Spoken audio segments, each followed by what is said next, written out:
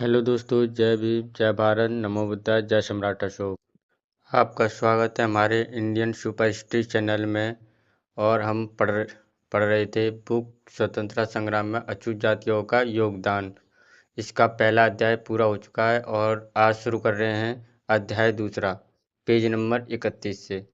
और इस अध्याय का नाम है स्वतंत्रता संग्राम में अछूत वीरांगनाओं का योगदान, यानी जिसे दलित समाज कहा जाता है, अछूत समाज कहा जाता है। उनकी महिलाएं जो 1857 की क्रांति में अंग्रेजों से युद्ध लड़ी, उनकी कहानी। और आपको हमारी वीडियो अगर अच्छी लगती है तो लाइक करें और शेयर करें। और आप अगर हमारी वीडियो को आगे देखना चाहते हैं ऐसे ही, तो हमारे चैनल को सब्सक्राइब कर लें और बेल आइकन को दबा लें। हम बहुजन समाज से जुड़ी हर हिस्ट्री को आप तक पहुंचाते रहेंगे। स्वतंत्रता आंदोलन, वह चाहे 1857 का प्रथम स्वाधीनता संग्राम हो या गांधी जी के नेतृत्व में चला आंदोलन हो, स्वतंत्रता के हर आंदोलन में दलित समाज की महिलाओं का भी अच्छा खासा योगदान रहा है। गांधी जी के आह्वान पर बंगाल बंद के दौरान महिलाओं ने प्रदर्शनों में बढ़ चढ़कर हिस्सा लिया। इतिहास में ऐसे बहुत सारे विवरण मिलेंगे जब दलित और शोषित समाज की महिलाओं ने अपने अपने गांव और कस्बों शहरों में ब्रिटिश सेना से जमकर मोर्चा लिया था। मर्दों से भी आगे थीं दलित मर्दानियां। डब्लू गार्डन अलेक्जेंडर ने सिकंदराबाद के किले पर हमले में दलित मर्दानी महिलाओं का वर्णन निम्न शब्दों में किया है। उस लड़ाई में जो लोग मारे गए उनमें कुछ ऐसी महिलाएं थीं जिनका रूप रंग अमेज़न के आदिवासियों से मिलता था। इन महिलाओं में चर्बी लगे कारतूसों को दांत से काटने में कोई धार्मिक पूर्वाग्रह नहीं था, चाहे वह सूअर की चर्बी लगा हो या किसी और जानवर का। यह लोग जंगली बिल्लियों की तरह बहादुरी से लड़ीं। वे जब तक मारी नहीं गईं तब तक यह पता कर पाना भी मुश्किल था कि वे औरत है या मर्द। उदाबाई ने जब पीपल के पेड़ पर बैठकर दर्जनों अंग्रेज सैनिकों को भून डाला था, तब उसे अंग्रेज लेखकों ने ब्लैक कैट कहा था। सार्जेंट मिशन पहले व्यक्ति थे जिन्होंने अपने संस्मरणों में पीपल के पेड़ पर बैठी एक ब्लैक कैट का संस्मरण लिखा। विलियम रसेल द्वारा 1857 के जलजले का पर लंदन टाइम्स के लिए प्रेषित समाचारों में भी सिकंदराबाद की इस साहसिक महिला का जिक्र किया गया।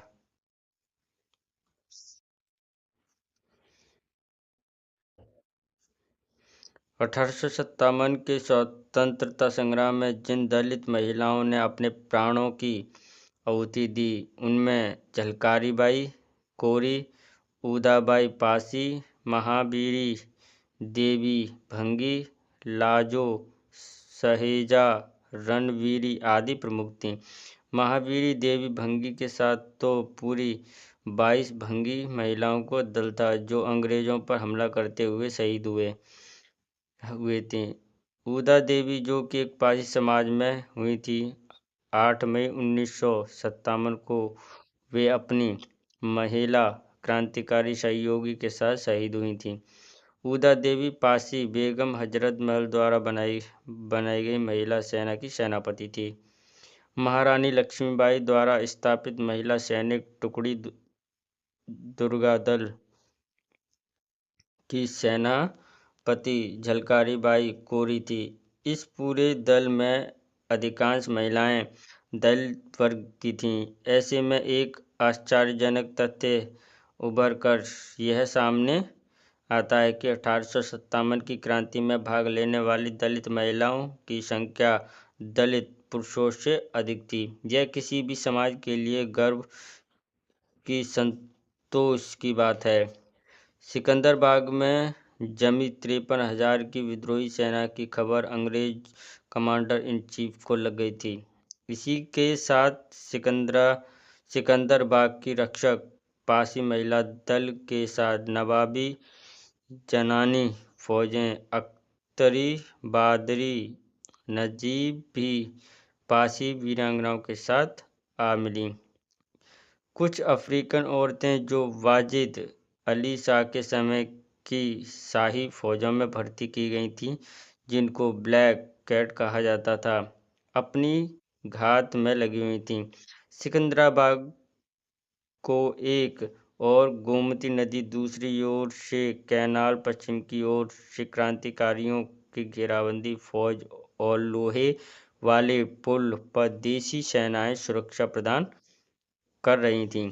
सिकंदराबाद में विद्रोही सेना की बारी सुरक्षा पासी सरदार तिलंगे तथा पासी महिलाएं प्रदान कर रही थीं। जनरल आउट्रम के द्वारा भेजे गए मानचित्रों और सूचियों की सुंदरलाल ने जॉर्ज विक्रमसिंह की सन 1857 ईस्वी में छपी पुस्तक के आधार पर अपनी प्रसिद्ध पुस्तक भारत में अंग्रेजी राज में लिखा कि अवध निवासियों की इस आज़ादी की लड़ाई में बेगम हजरत महल के अधीन अवध की अनेक स्त्रियों तथा मर्दाना भेष पहनकर हथियार बांधकर अपने अलग दल बनाकर लड़ रही थीं। सुरेंद्रनाथ सेन ने अपनी प्रसिद्ध पुस्तक 1857 में लिखा है कि कम प्रतिष्ठित पंक्तियों की स्त्रियों ने नगर की रक्षा के निमित्त अपने प्राण अर्पित कर दिए। सेन ने अपनी इसी पुस्तक में गॉर्डन अलेक्जेंडर का एक उदाहरण भी दिया कि सिकंदराबाद की लड़ाई में अनेक हफ्सीने भी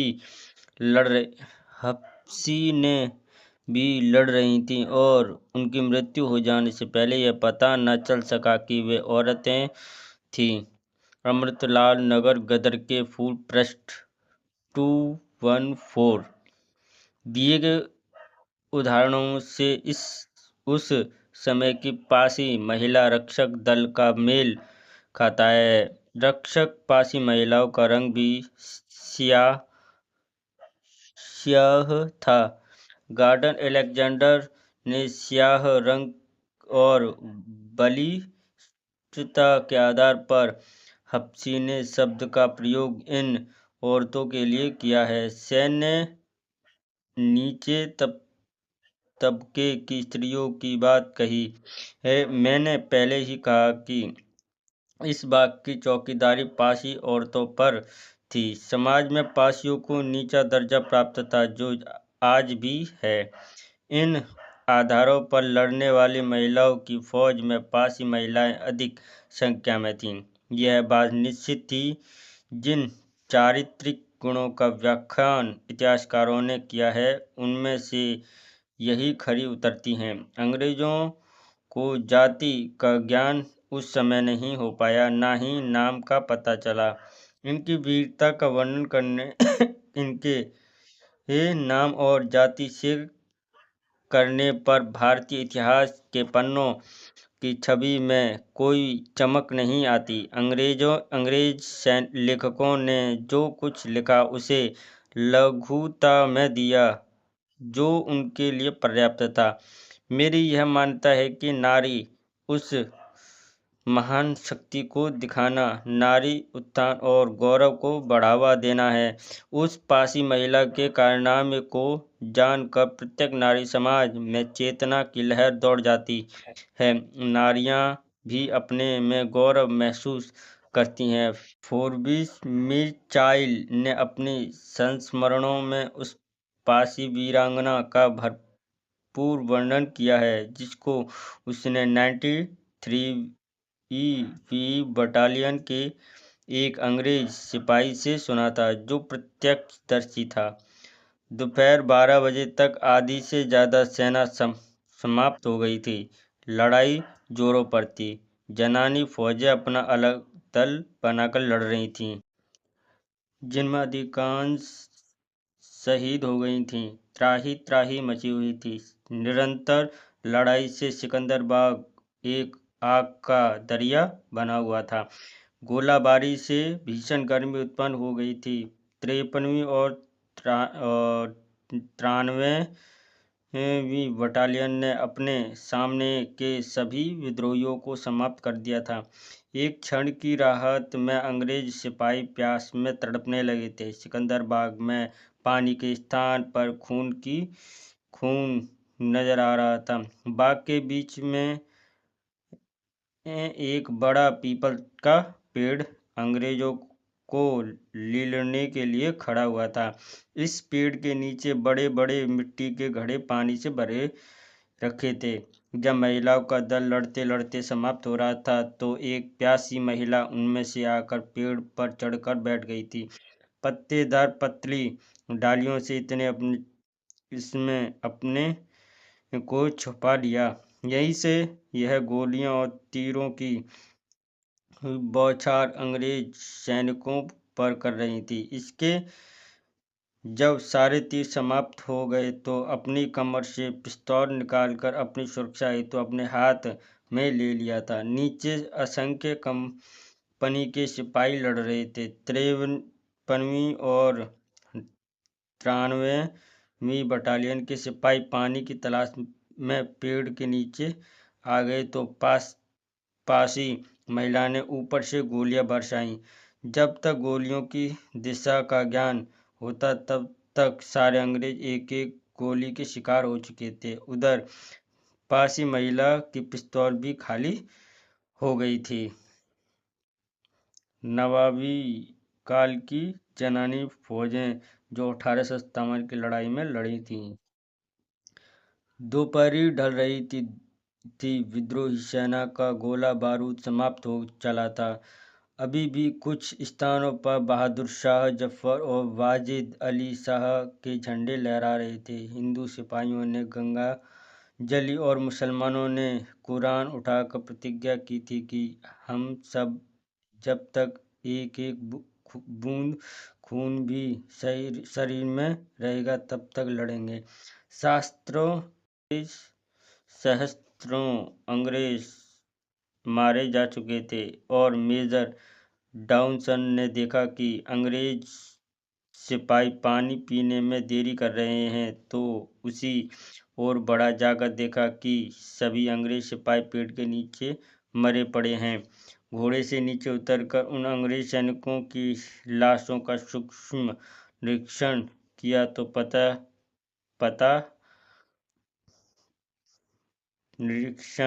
तो पाया कि इनको ऊपर से मारा गया है, पर वहाँ कोई नहीं दिख रहा था, ना तो इधर उधर ही। तब उसने कैप्टन वैलेंस को आवाज़ दी कि देखो इनको मारने वाला कौन है। तभी वैलेंस चिल्लाया कि सर मैंने देख लिया। अपनी राइफल में गोली भर अंदाज लगाकर गोली चलाई। आह की आवाज़ के साथ पीपल के पेड़ से एक सैनिक भेष का शरीर नीचे गिरा जो सीने में गोली लगने से मर चुका था। डाउनसन ने जाकर देखा तो गोली लगने से गिरने से लाल जैकेट का ऊपरी भाग खुल गया था। खुले में भाग से तुरंत पता चल गया कि वह वीर महिला थी। डाउनसन ने तुरंत हेड उतार कर सलामी दी। वैलेंस रोते रोते कहने लगा कि यदि मुझे पता होता कि यह एक महिला है तो मैं कभी गोली नहीं चलाता, भले ही में कितने अंग्रेज मर जाते।